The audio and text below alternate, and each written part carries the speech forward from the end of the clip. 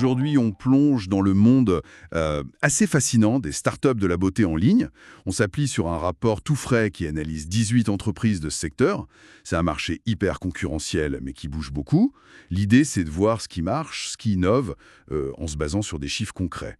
Pour donner une petite idée, ces boîtes, toutes ensemble, elles génèrent plus de 219 millions de dollars par mois. C'est énorme ce Oui, qui arrive. et ils ont levé plus de 244 millions de dollars, donc il y a de l'argent qui circule. Et c'est très varié, ça va du petit parfum de niche jusqu'aux grosses plateformes tech. Absolument. Et ce qui est frappant, c'est justement cette diversité des modèles économiques. Prenez l'Ecoutis, par exemple. C'est une marque de niche dans le parfum. Ils se sont autofinancés. Et juste avec un de leurs parfums, ils dépassent le million de dollars de ventes par an. Ah ouais, pas mal pour une niche autofinancée. Carrément. Et à l'opposé, vous avez Auditi. C'est la maison mère d'Il Maquillage. Eux, c'est 509 millions de dollars de chiffre d'affaires en 2023.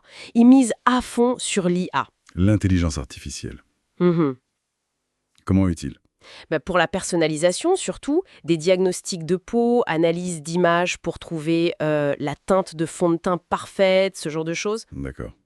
Et c'est là que le numérique, les réseaux sociaux, ça devient hyper important, j'imagine.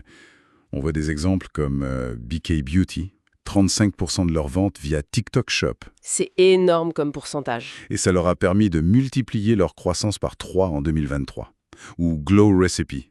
Ils étaient parmi les premiers sur TikTok. Oui, et ça a payé. Résultat, 300 millions de dollars de revenus l'an dernier. Et puis Coco Weekend Eve. Ah oui, le succès viral sur Instagram. Exactement, plus d'1 million d'abonnés. Et ça a mené directement à la vente de la boîte. Tout à fait. Et ça montre aussi comment la stratégie de vente évolue. Beaucoup, comme Glossier, par exemple. Qui venait d'un blog au départ, c'est ça, hein? C'est ça, né d'un blog beauté. Aujourd'hui, c'est près de 300 millions de revenus. Elle commence souvent en D2C, vente directe aux consommateurs. Donc uniquement en ligne au début. Voilà. Mais après, pour vraiment grandir, passer à l'échelle, elles ajoutent souvent le retail physique. On parle d'omnicanal. Et ça marche, parce que Glossier, justement, leur partenariat avec Sephora, Oui, ça a généré plus de 100 millions de dollars en vente physique. Ça veut dire que le 100% en ligne, ça a ses limites pour la très grosse croissance. c'est une très bonne question. Regardez Revolution Beauty. 78% de leurs ventes viennent des magasins, Ah oui, quand même. alors qu'ils ont une image très digitale. Donc oui, pour beaucoup, l'omnicanal, c'est plus qu'une option, c'est un peu une nécessité pour maximiser la portée. Les canaux se complètent. On voit aussi des succès basés sur des produits très spécifiques, voire inattendus. Clean Skin Club, Incroyable leur histoire. des serviettes jetables pour le visage. On pourrait penser que c'est banal, mais ils ont créé un marché. Ils ont passé de 2,6 millions en 2020 à plus de 100 millions de revenus prévus cette année. C'est fou, non? Ça prouve qu'une innovation bien ciblée, même sur un produit simple, ça peut tout changer. Il n'y a pas que la tech hyper sophistiquée. C'est clair. Et regardez LF Beauty.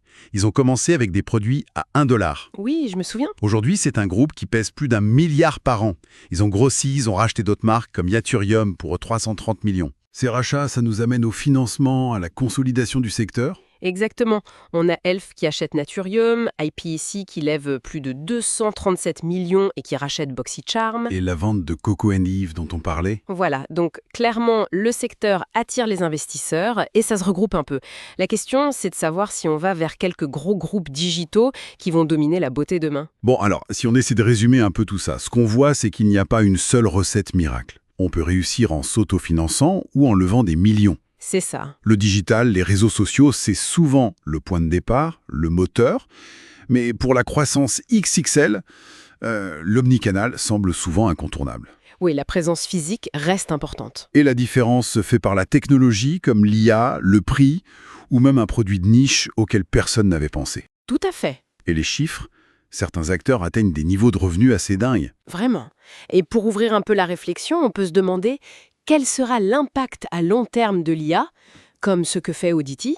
Est-ce que ça va complètement changer la relation client, la R&D dans la beauté? Bonne question. Et à l'inverse, est-ce que cette croissance hyper rapide qu'on voit chez certains, comme Clean Skin Club ou Ancient plus Brave? Oui, plus 2176% en 3 ans pour eux. Voilà. Est-ce que c'est durable dans un marché aussi dépendant des modes, de la concurrence? C'est passionnant à observer. Et les leçons qu'on en tire pourraient bien servir dans d'autres secteurs aussi,